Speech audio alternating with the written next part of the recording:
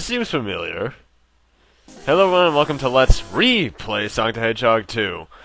Yes, I know I already technically did a Let's Play on this, even though that was in debug mode. In fact, debug mode is the entire reason why I'm redoing this, because a couple of my friends thought that I was a bit cheap, so while I'm keeping the old videos up for shits and giggles, really, I decided to redo it, this time in a proper format, with no cheats, and this time, no Supersonic either. Well, I will show off a single special stage later in this exact act, actually. I decided to show off the bad ending this time, even though I haven't finished recording this yet. In fact, I just recorded this like 15 minutes ago. Like, this is, yeah. Thankfully, though, because there's not going to be any special stages, this is also going to go by a lot quicker. Then again, the original went by really fast as well. I just wasn't really experienced with editing back then. Or recording.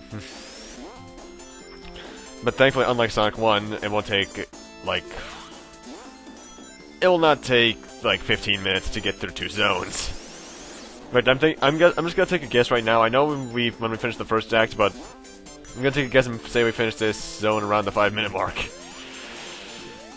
Because Sonic 2 is a lot faster than Sonic 1. And speaking of Sonic 2... Basic story is that Eggman, after his defeat in Sonic 1, went over here to... This is at South Island, I believe, actually. The home of Miles Tails Per Hour. Great pun there, Sega. Who decided to help Sonic along his quest, and after this would stay as his sidekick slash best friend. Who oftentimes sounds more like a girl than a guy.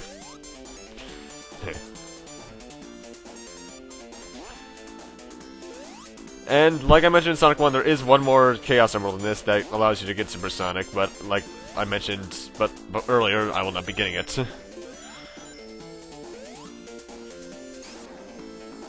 Now, basic physics have been changed a bit from the first one. The speed cap is gone, and now you can go obscenely fast. But because I want to show off one special stage, I have to go through this. Also, the shield animation's been changed. I think this is the one that it also uses in Sonic 3. Wait, is it? I don't remember. But because of the way that the sprites work, it looks like I'm either in a bubble or being completely overlapped.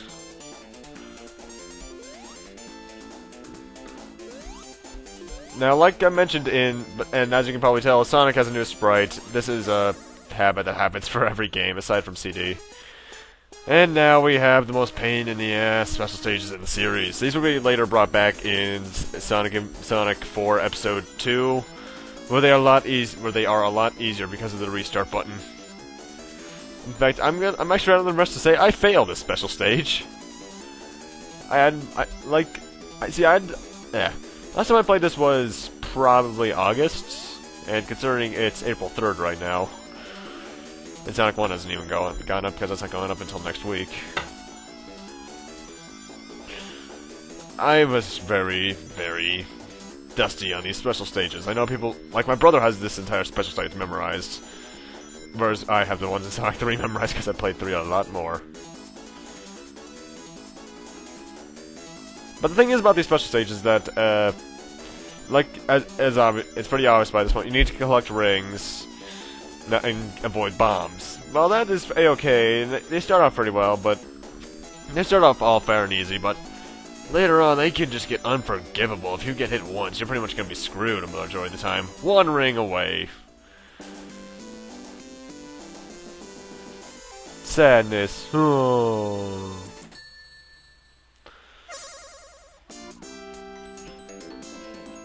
Also, something that's seen a great improvement from the first game is the soundtrack. Dear Lord, while the first game's soundtrack was fantastic, they improved this greatly.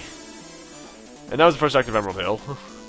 Also, new to the game series at this point, besides Supersonic, of course, which I will not be showing off. We're going to have to watch the debug run to see that, even though I don't even show the special stages. I just use the quick Supersonic cheat. It's a spin dash, which I just performed there, actually. How you forward, you hold down, then you press any of the jump buttons, which are either A, B, or C on the Genesis controller. But Sonic 2, to me, is a lot better paced than Sonic 1. Everything is a lot more speed-oriented. Like, Emerald Hill is obviously a reference to Green Hill. Besides that, it's also a reference to a street name in San Francisco, because this was actually the first game made by the American studio of Sega. And would you know what? It's the highest selling Sonic game to date, I believe. Well, in terms of the original release, because I think Sonic 1 or... Because Sonic 3 was sold less than this. Sonic 2, I think, throughout of its ports, has sold the most. In fact, I'm actually kind of tempted to look it up right now. But anyway, we're done with Emerald Hill. Here's the boss. Eggman is Drill Card. Just jump on him repeatedly. Nothing too hard.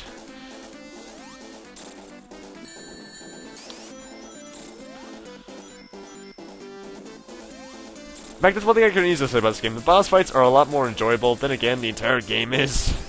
Because this was actually the very first Sonic game I ever played, if not the very first game I ever played, really. In fact, I know people who say this is their favorite Sonic game, and I can completely see why. Also, I wasn't able to show this off during Sonic 1, but if you jump before the music starts playing, you will actually be able to move around freely. No real point to it. Although, if you do the Supersonic, if you have enough rings to go Supersonic when you do it, when you jump, you'll actually start moonwalking in midair, which is somewhat entertaining. And now we're in Chemical Plant Zone, a zone later brought back in Sonic Generations. This is the first water level in the game, even though it's not the real water level.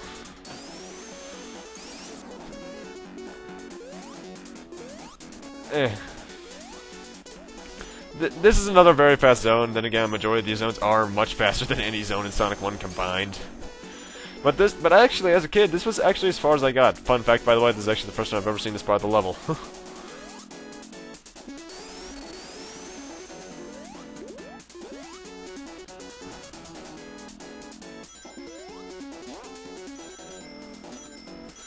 But this level in itself is fairly general.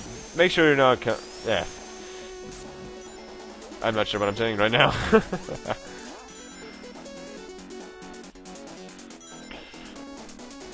The thing is with the Chemical Plant is that it's a lot more livelier than most of the zones in Sonic 1 combined, sadly.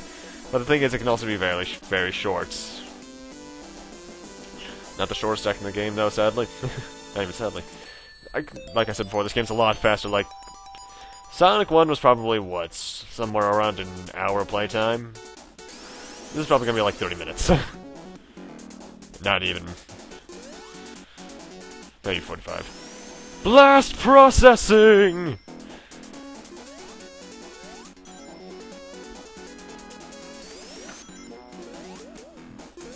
Also, something I think. Also, I'm not sure if this is just me, but I think they changed some of the physics around overall from Sonic 1, because I think Sonic's jump's a bit floatier, maybe? I'm not really sure how to describe it, but yeah. But Chemical Plant in itself isn't that bad of a level of a zone, really. Just make sure you don't get yourself stuck in an underwater section like the one that's coming up right here, I believe. Yeah, because there's the first water in the stage, or in the game. Is it right here? Almost, I believe. I do not remember this game's layout as much as I did. You know, when playing it, I am reminded of everything I went through as a child. Oh, so many memories. Here it is. This water section right here scarred me as a child. This was as far as I ever made it in the game as a kid, and that's kind of sad to say because I get through this flawlessly. I think it's because when you're a kid, you're a lot more shaky with the controller, so you just can't really do it. By the way, if you spin, dash, and jump right at that edge there, you'll actually be able to probably more than speed up your spin, dash, and jump, let go and jump. You'll more than likely have enough momentum to carry yourself over. I just wasn't tempting fate. And I love how they placed this here, just because they knew you'd be going too fast to be able to control yourself. That's how you design a level right, Sega. Not like Sonic 06.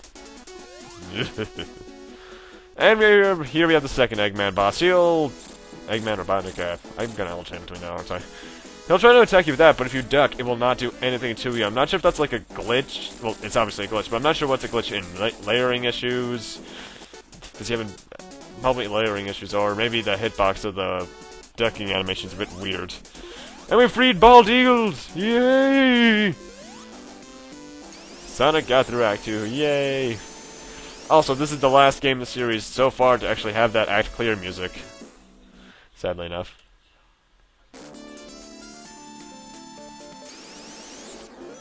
And now we're in... I'm getting the name of the zone because I'm not looking at the screen right now. But this is the actual water level in the game, and honestly, I think this is the best water level in terms of overall design in the series, because if you're careful enough and you just stay the top route, you'll never have to touch the water. Which is something that I actually really like. If you're skilled enough, you can avoid the hard part of the stage. But I'm going to end up in the water, although I'm sad to say I did not get to hear the drowning music. And again, that's only sad for me saying, because I do not like that song, because it scarred me as a child. Especially in the water section and chemical plant. Whoa. Yikes, that was kind of weird. Speed shoes, yay! Like in the first game, these make you get to higher speeds a lot quicker, and I think they also raise your max speed limit. Power-ups, by the way, in the boxes all do the same. Sonic heads are an extra life. Blue bubbles are the shields. Rings are 10 rings. Robotniks, I believe you... Are there Robotnik schedules in this one, or am I thinking of Sonic 3? I can't remember. It's been years since I played this. Not even a year, it's more like months, but it feels like years. Aquatic Ruin, that's the name of this. Why was I forgetting that? Let's see. Sonic 1 has apparently sold over 6 million, but I can't really trust Wikipedia. Oh well.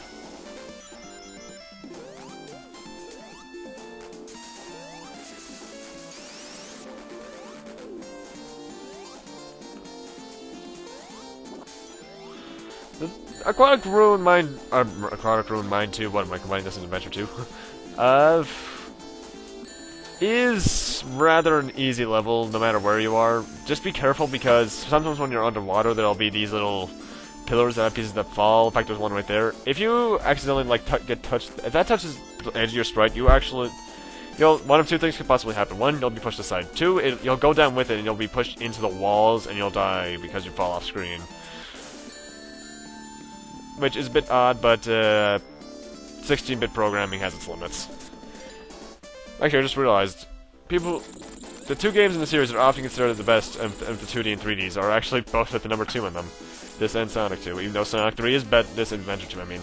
You know, Sonic 3 is better. And so is Generations. For some reason, I was able to jump onto these for a few minutes. I'm not sure why. Maybe I just wasn't pressing that button hard enough. But overall, this is a pretty easy boss. I believe its concept gets brought back in a couple other games, but that's probably just me having faulty memory. I know it gets brought back in a certain ROM hack I'll be talking about next part, but that's for next part. In fact, I will say that this game is still rather easy. Sonic 1's harder than this. I think Sonic 1's actually the hardest game in the series, but that might just be because the pacing is horrible. This game is paced a lot better. Thankfully.